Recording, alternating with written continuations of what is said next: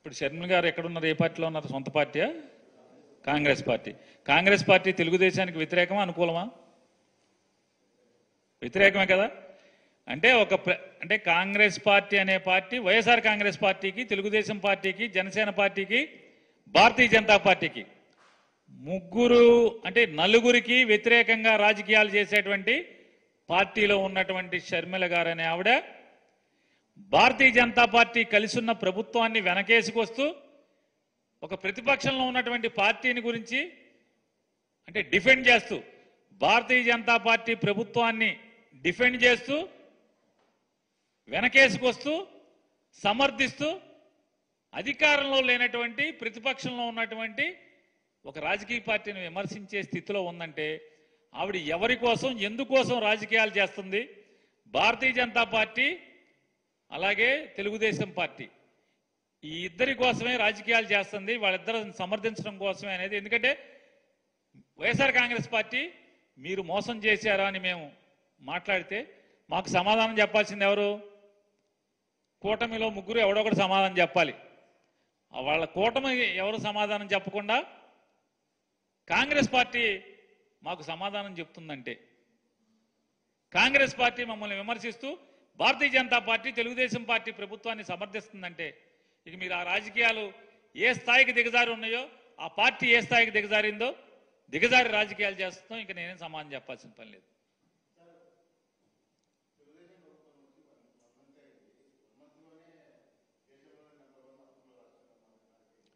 శరవేగంగా ర్యాపిడ్గా రోజులు లెక్కే కదా. ఈ రోజుకి ఎంత చేసావు? ఈ నెలలో ఎంత చేసావు? జూన్ మాసంలో ఎంత? ఆటోమొబైల్ సేల్స్ ఉంటాయి కదండి. జూన్ నెలలో మారుతి అమ్మకాలు ఎక్కువగా ఉన్నాయి, మీరే రాస్తుంటారు కదా, టీవీలో పేపర్లో చూపిస్తున్నారు కదా. జూలై మాసంలో ఇన్నోవా కిర్లోస్కర్ ఎక్కువ ఉన్నాయి. అలాగే ఇది కూడా జూన్ మాసంలో జూన్ 4 నుంచి జూన్ 5వ తారీఖు నుంచి జూలై 5వ తారీఖు దాకా భారతదేశంలో ఆంధ్రప్రదేశ్ రాష్ట్రం అప్పులు తీసుకోవడంలో అత్యధిక రాష్ట్రంగా, మొదటి రాష్ట్రంగా నిలబడిందని చెప్తున్నాను. నీ దాంట్లో తప్పే ఉంది నేను మాట్లాడిన దాంట్లో అన్న. సంపద సృష్టిస్తానని కదా వచ్చింది నువ్వు. సంపద సృష్టించకపోగా అప్పులు సృష్టించడంలో నెంబర్ 1 ఉన్నావని చెప్పాను. నేను ఇచ్చింది సమాచారం. తప్పుంటే నేను మాట్లాడిన దాంట్లో తప్పేంటో నన్ను ప్రశ్నించండి. నెల రోజుల్లో ఈ రాష్ట్రాన్ని ఏదో చేయమని అంటలేదు. ఎన్నికల ముందు ఏం మాట్లాడారు, ఇవాళ ఏం మాట్లాడుతున్నారు అని చెప్తున్నాను. సంపద సృష్టిస్తా అన్నారు, మీ హామీలను అమలు చేయడానికి సంపద సృష్టిస్తా అన్నారు. చివరికి జీతాలు ఇవ్వటానికి కూడా అప్పులు తెచ్చే పరిస్థితి కదా మీది. ఈ రోజు కూడా ఇక్కడ అక్కడ భారతీయ జనతా పార్టీ ప్రభుత్వమే ఉంది, ఇక్కడ అక్కడ తెలుగుదేశం పార్టీ ప్రభుత్వమే ఉంది, ఇక్కడ అక్కడ కూటమి ప్రభుత్వం ఉంది. ఈ కూటమి ప్రభుత్వంలోని దేశ ఆర్థిక మంత్రి ఈ రోజు కూడా చెప్తున్నారు ఆంధ్రప్రదేశ్ రాష్ట్ర అప్పులు 4 లక్షల కోట్లు చిల్లర అని. నిన్నటిదాకా మీరందరూ కూడా ఆఖరికి భారతీయ జనతా పార్టీ అధ్యక్షురాలను ఇక్కడ బోర్డు పెట్టుకున్నవాడు కూడా 15 లక్షల అప్పులు, 15 లక్షల కోట్ల అప్పులు అని చెప్పింది. మరి ఎవరిని నమ్మాలి? ఎవరిది మోసం? ఎవరిది అబద్ధం? చెప్పండి మీరు. నిర్మలా సీతారామన్ గారు ఈ దేశానికి ఆర్థిక మంత్రి. ఆవిడ మళ్ళీ మొన్న ప్రమాణ స్వీకారం చేశాక కూడా ఆవిడ చెప్పారు 4 లక్షల కోట్లే అప్పులు ఆంధ్రప్రదేశ్ రాష్ట్రానికి అప్పులు అని చెప్పని. మోసం ఎవరిది? దగా ఎవరిది? వంచన ఎవరిది? వంచనతో కూడినటువంటి మోసపు మాటలు ఎవరి?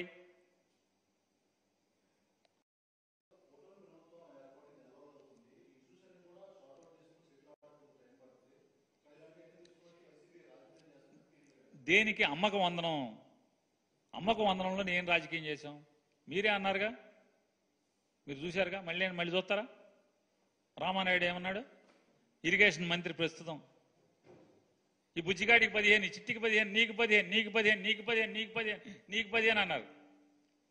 నేను హామీలు అమలు చేయలేదని నేను మాట్లాడట్లా.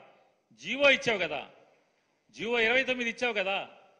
జీవో 29లో పిల్లలందరికీ లేదు కదా, తల్లికైనా ఇచ్చావు కదా. లేదు మేము మాట్లాడాం, అరే ప్రింటింగ్ మిస్టేక్ రా మేము మళ్ళీ మార్చిస్తున్నామని మాడిఫైడ్ జీవో ఇచ్చారా? ఇవ్వలేదు కదా. కనీసం సమాధానం చెప్పలేదు కదా. అలా కాదు మేము పిల్లలందరికీ ఇవ్వబోతున్నాం అని చెప్పని చెప్పట్లేదు కదా. ఆ రోజు షరతులు లేకుండా అన్నారు కదా, ఇవాళ షరతులు పెట్టారేంటి అని అడుగుతున్నాం. జగన్మోహన్ రెడ్డి గారి ప్రభుత్వం షరతులు పెట్టింది, మరి మేము షరతులు పెట్టమన్నారు కదా, షరతులు పెట్టారేంటి? సమాధానం చెప్పాలి కదా. అంటే సమాధానం ప్రశ్నించడం కూడా ప్రతిపక్షం తప్పు అని మీరు మాట్లాడుతున్నారు. మేము ఖచ్చితంగా ఇదిగో ఈ తప్పు చేస్తున్నారు, ప్రజల్ని ఈ రకంగా మోసం చేస్తున్నారు, జీవో ఇలా ఇచ్చారు అని చెప్పాం. కరెంటు మీరే చెప్పారు, చంద్రబాబు నాయుడు గారు చెప్పారు, ట్రూ అప్ ఛార్జెస్ ఉండవని చెప్పని. మరి ట్రూ అప్ ఛార్జెస్ ఇవాళకి కొనసాగుతున్నాయి కదా, కొనసాగుతున్నాయి కదా. మేము మా తప్పేముంది? మీరే చెప్పారు కదా అమరావతి మేము పూర్తి చేసేస్తామని చెప్పని. మేము అడగల, విలేకరు అడిగాడు అమరావతి ఎప్పుడు పూర్తి చేస్తారని. ఆయన అడుగుతున్నాడు, నీకు ముఖ్యమంత్రి పదవి ఇస్తా, నువ్వు ఎప్పుడు చేస్తావు చెప్పు అని చెప్పని ఆయన చెప్తున్నాడు చంద్రబాబు నాయుడు గారు.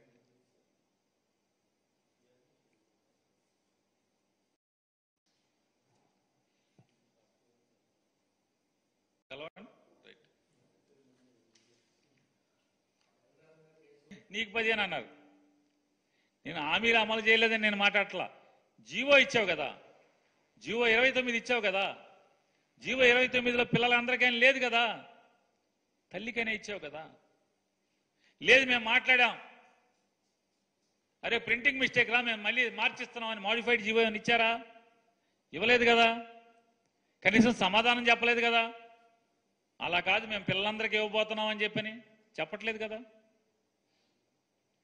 ఆ రోజు షరతులు లేకుండా అన్నారు కదా, ఇవాళ షరతులు పెట్టారేంటి అని అడుగుతున్నాం. జగన్మోహన్ రెడ్డి గారి ప్రభుత్వం షరతులు పెట్టింది, మరి మేము షరతులు పెట్టమన్నారు కదా, షరతులు పెట్టారేంటి? సమాధానం చెప్పాలి కదా. అంటే సమాధానం ప్రశ్నించడం కూడా ప్రతిపక్షం తప్పు అని మీరు మాట్లాడుతున్నారు. మేము ఖచ్చితంగా ఇదిగో ఈ తప్పు చేస్తున్నారు, ప్రజల్ని ఈ రకంగా మోసం చేస్తున్నారు, జీవో ఇలా ఇచ్చారు అని చెప్పాం. కరెంటు మీరే చెప్పారు, చంద్రబాబు నాయుడు గారు చెప్పారు, ట్రూ అప్ ఛార్జెస్ ఉండవని చెప్పని. మరి ట్రూ అప్ ఛార్జెస్ ఇవాళకి కొనసాగుతున్నాయి కదా, కొనసాగుతున్నాయి కదా. మేము మా తప్పేముంది? మీరే చెప్పారు కదా అమరావతి మేము పూర్తి చేసేస్తామని చెప్పని. మేము అడగల, విలేకరు అడిగాడు అమరావతి ఎప్పుడు పూర్తి చేస్తారని. ఆయన అడుగుతున్నాడు, నీకు ముఖ్యమంత్రి పదవి ఇస్తా, నువ్వు ఎప్పుడు చేస్తావు చెప్పు అని చెప్పని ఆయన చెప్తున్నాడు చంద్రబాబు నాయుడు గారు.